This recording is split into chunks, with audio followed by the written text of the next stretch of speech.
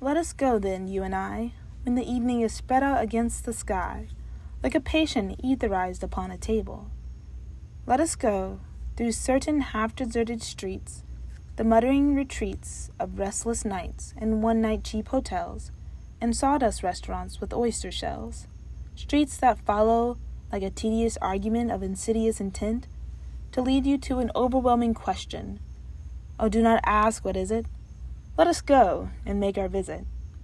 In the room the women come and go, talking of Michelangelo.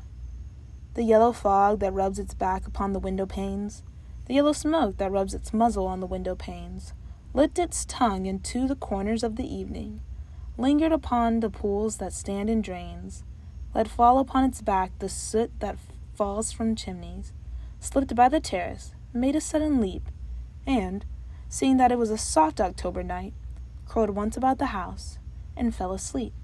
And indeed there will be time for the yellow smoke that slides along the street, rubbing its back upon the window panes. There will be time to prepare a face to meet the faces that you meet.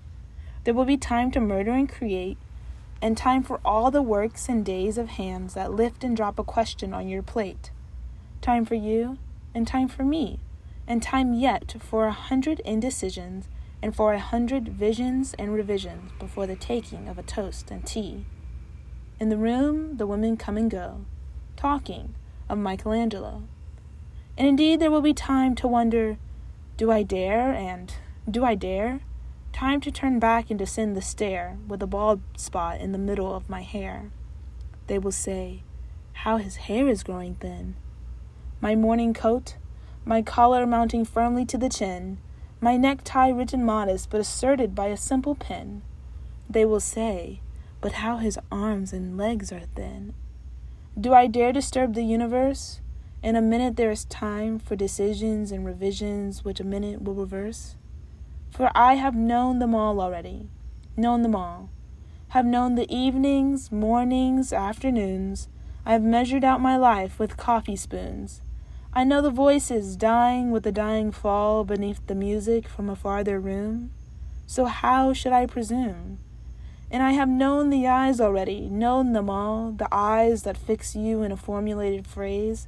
And when I am formulated, sprawling on a pen, when I am pinned and wriggling on the wall, then how should I begin to spit out all the butt ends of my days and ways?